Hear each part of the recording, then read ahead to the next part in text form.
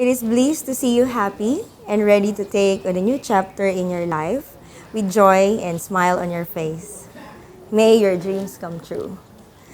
And may you have your own family garden as what we have today. We love you and we'll be here for you.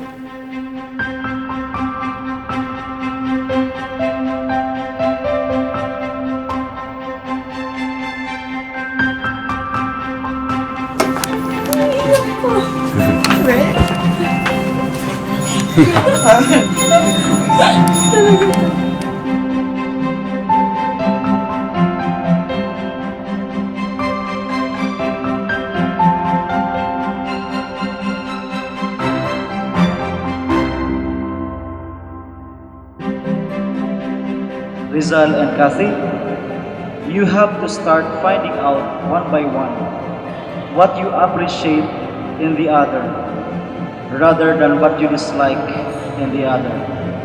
Then you grow into oneness and enjoy the married life.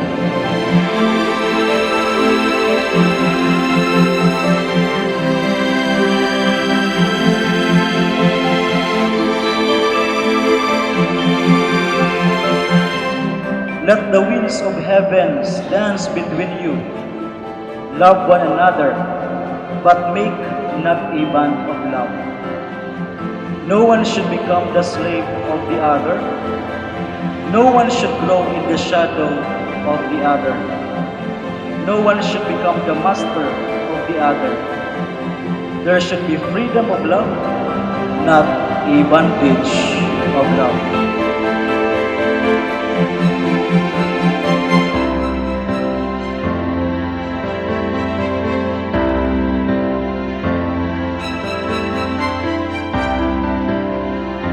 Kathy, did you come here today in your own free will to bind yourself forever in love and service of your husband, Rizal?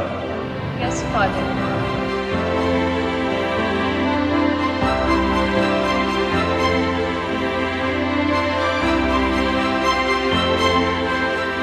Kathy, you're my companion in life, my love and my best friend. I give you this ring as a pledge of my love and fidelity to you and for all the years to come.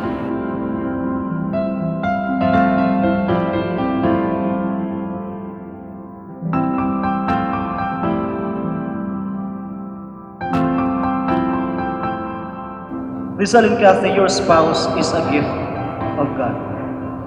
Treasure it. Treasure each other. Accept each other. Forgive each other. Comfort each other, encourage each other, enjoy each other, and grow together forevermore.